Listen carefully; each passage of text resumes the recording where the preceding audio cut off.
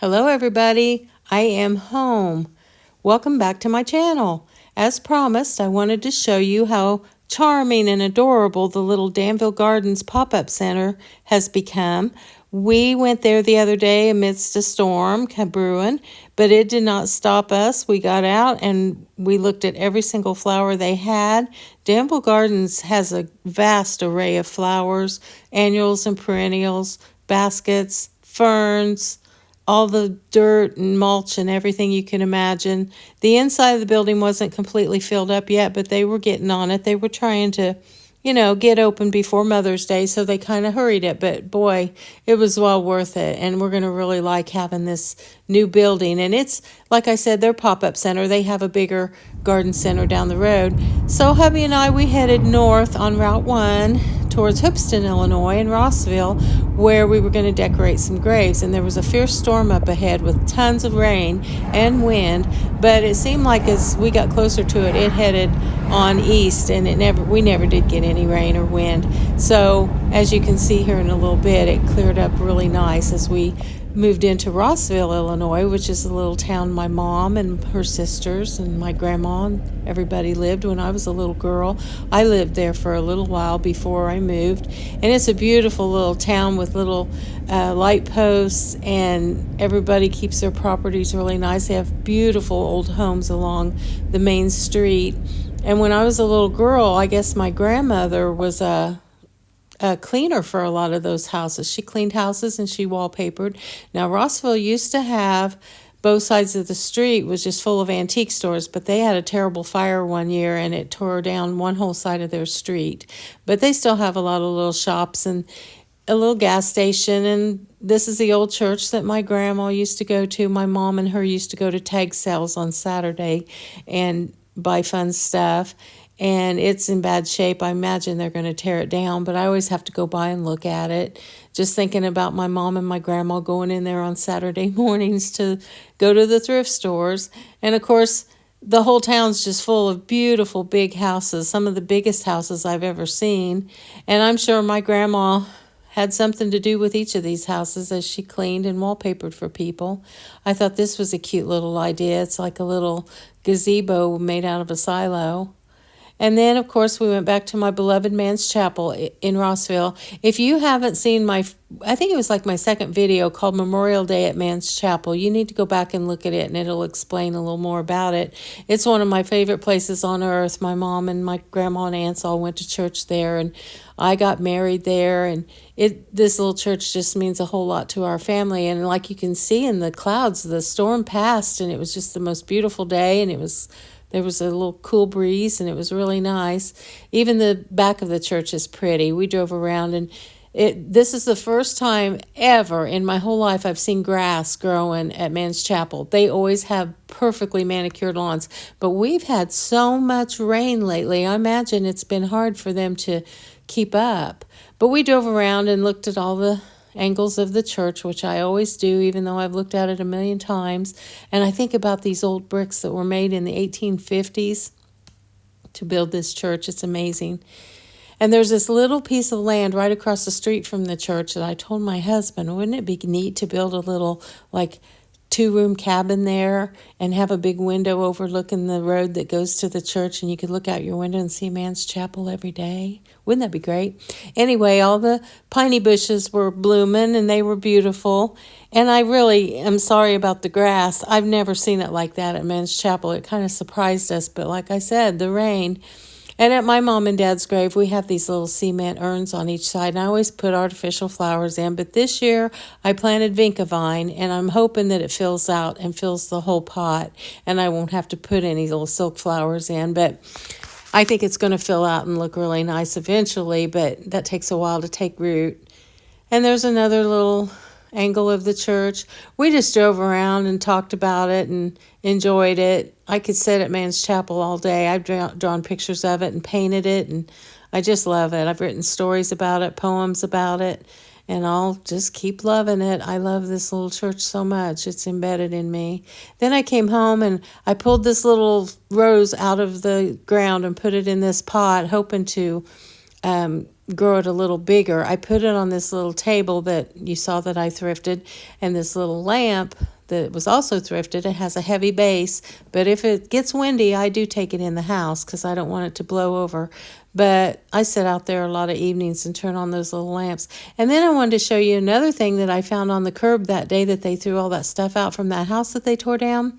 This is a cash ledger from Covington, Indiana, and it's just filled with people's names.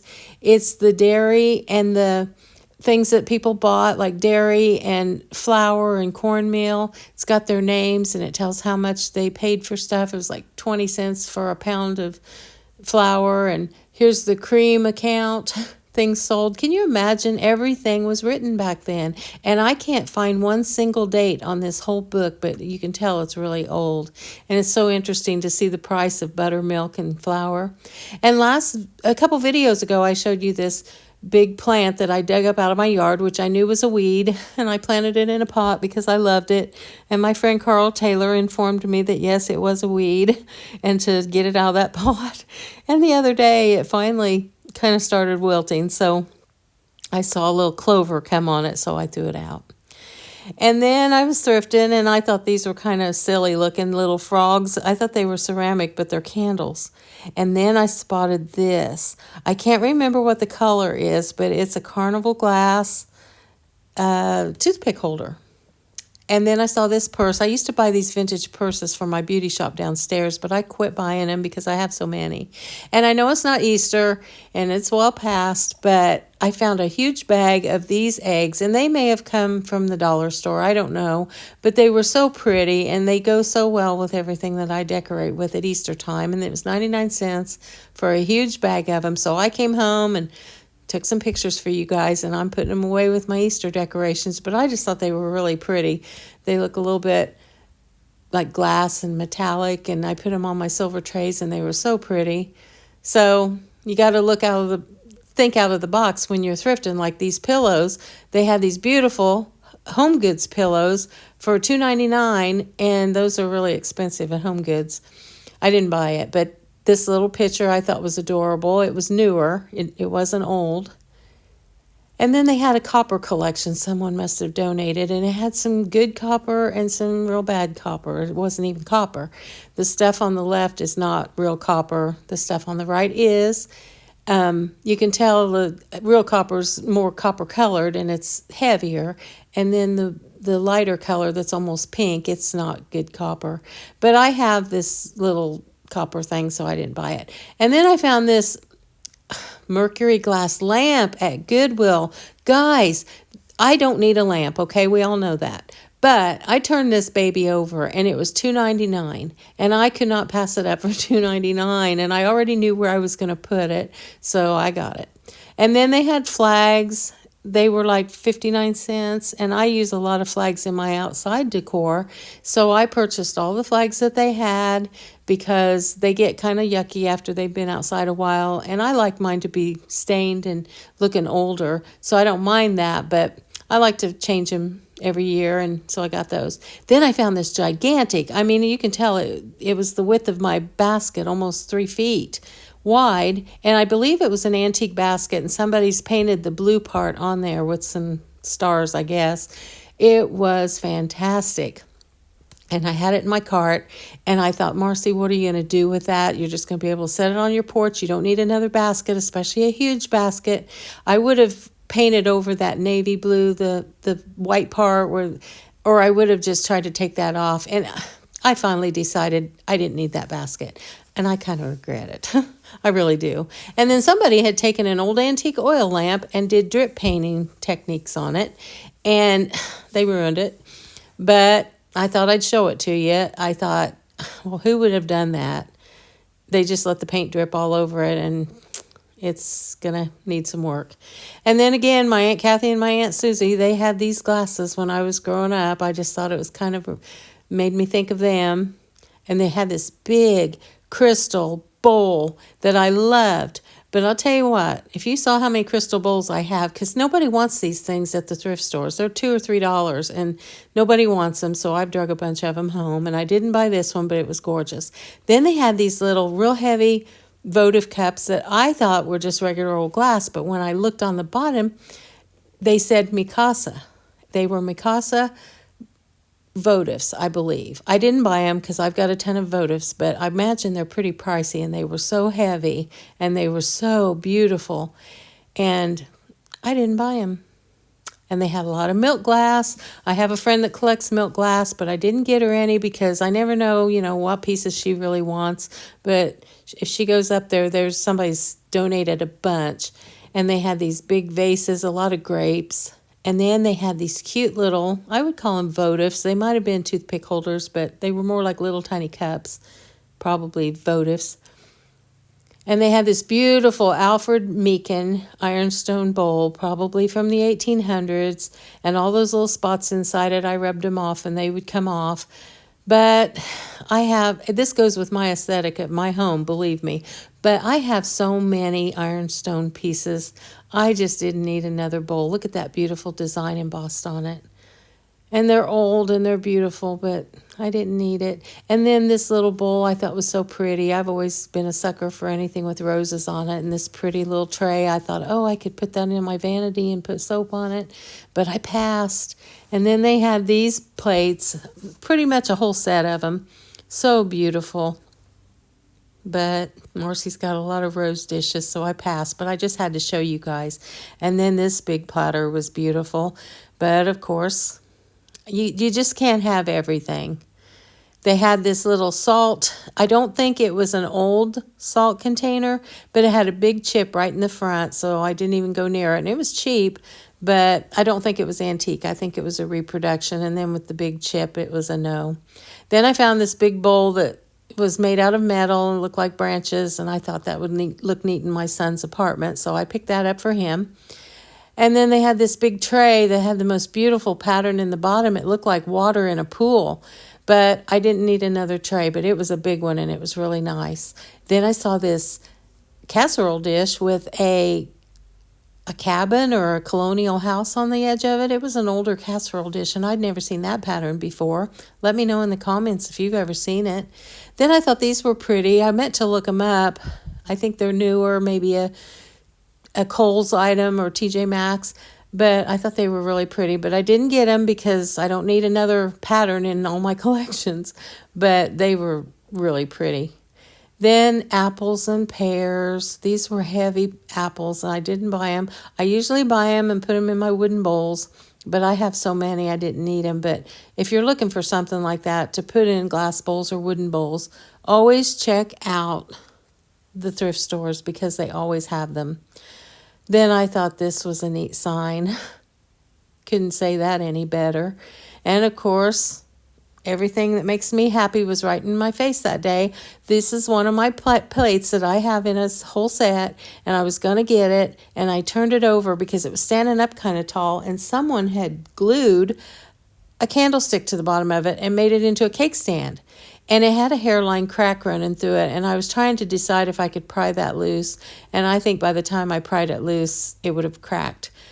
But I passed on it, and somebody else is going to get that plate, maybe on the stand, I don't know.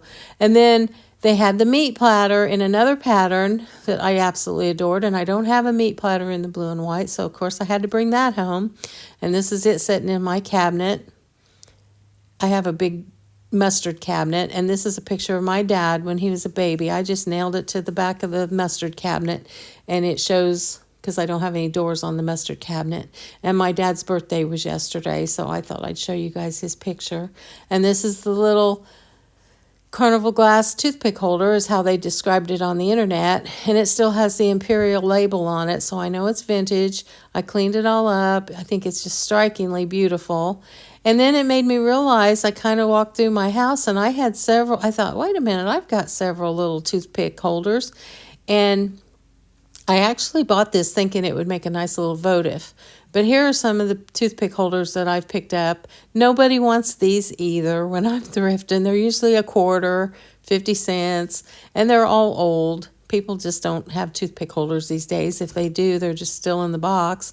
So I set it with all the toothpick holders, and I've probably got more out in my shop. I know I've got a green one and a blue one, so I don't collect them, but I just have them. And then I brought out some more of my fruit dishes. This was my grandma's. It's very old. And one day I was thrifting and I was in an antique store and I found this that went with it. And it comes from Ohio, so it was pretty far away from home. Then those are my heavy candlesticks that I found not too long ago. I just love. They're kind of dark, but they're real heavy. And I think if I use them outside, they won't tip over. And I had some rust-colored candles I put in them just because of that picture. And then, of course, I just put some of my fruit dishes around. I stack those fruit dishes in the bottom of one of my cabinets, and I grab them all the time. I have this bottle that was a wine bottle that came from a special occasion, and when I was thrifting the other day, I found this big green bottle, and in a lot of the magazines, I've been seeing those. And then I wanted to show you this Model T Ford car book that was my Grandpa Satterfield's. My grandpa and I share the same birthday, and he had this book next to his chair all the time, and he would just look through it constantly. And I guess his dad had these cars, and he worked on them with his dad, and he just loved them. And this book, just every time I look at it, reminds me of my grandpa. It's a 1925 version, and I just leave it out on my cabinet, in my mustard cabinet, so everybody can see it. Nobody really cares about it but me, but I love it. And then I thought I'd show you the lamp on my desk, and that's a thrifted lampshade I bought as well. This was the lamp that I did have on my desk, and I'm going to take that lampshade, which I also thrifted, downstairs to my beauty shop. And these are all the frames that sit on my desk, and you can see that it's all metallic, kind of a gold color. So with the mercury glass, it really looks pretty. And then I put my silver phone there. And it's just been gloomy around here, raining. And I decorated my window the other day with some springy dishes because I took the cranberry glass stuff off and got out all my spring dishes and put them on the windowsill. And I just, when I'm home and it's raining, it feels like fall to me, and I just got to putter around and change things, and I want something pretty within my eyesight. Like if I'm at the sink washing dishes, I want to be able to see something pretty, and the gloomy weather outside wasn't pretty. So this is me late at night, and yes, you see some Christmas lights in the background. I'm puttering around the house, and I have this basket next to my refrigerator with all my dish towels in it, and I also have a little 2-foot alpine Christmas tree that I have not taken to the basement yet after Christmas, and it had white lights on it. It's little. Now, hold on, hang on with me here and just hear me out. My refrigerator's black and I don't like it. This is the little tree. So I put that little tree next to my refrigerator by all that other stuff. It doesn't look as crowded as it looks in these pictures. And I started putting little things on it. My little creamers, my little Jell-O molds that are copper, a little bit of my Flow Blue. There's one of my butter pats. I like to see my stuff. And I don't like to see a big old black refrigerator. So this is sitting beside my refrigerator on a wooden breadboard. And I just started tucking all my stuff on it. This was like at 1 a.m. I was up puttering around.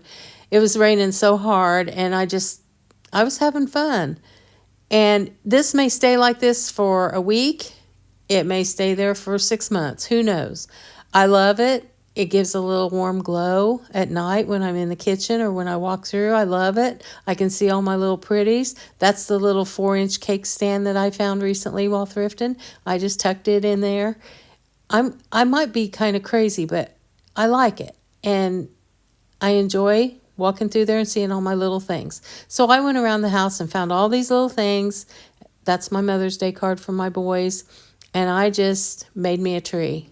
And it's enjoyable to me, and I don't know, I think we just need to look outside the box. I mean, Christmas tree in May, it's not really a Christmas tree, it's just a little lighted glowing thing over in the corner so you can't see so much of my refrigerator. And it's got all these beautiful little things on it that I dearly love, and it makes me happy. So like I said, it might be there a while, it might be gone in 2 days. Whatever makes me happy is what I'm going to do. That's one of my favorite little Jell-O molds. My friend Rosie gave that to me with a little chicken on it. And that little cookie cutter up there is a ball jar cookie cutter I just found recently, and I can't wait to make some ball jar cookies. And of course, berries are starting to come into season, and look at the size of those berries. I've been making strawberry shortcake for my husband. And then the other day I had some blackberries, and they needed to be used, and my husband hadn't eaten them like he said he was going to. So I got to thinking about my grandma's blackberry dumplings. And she used to make raspberry dumplings. And so I put them in a pan and cooked them down, and I used Bisquick for my dumplings. It's just like making chicken and dumplings, basically. And I put too much milk in at first and got them a little bit runny, so I had to add just a little bit more Bisquick to it, just until they got, doughy enough that you could take a scoop, and just like you do with chicken and dumplings. And when I got it doughy enough, I cooked down the berries a little bit, I decided to add a little bit of cornstarch to the berries to thicken them up a little bit, just like for a pie. And then I started dropping real tiny dumplings. These are just about 1.5 inch because they get big. And they started cooking, and I added a little bit of butter like Grandma used to do.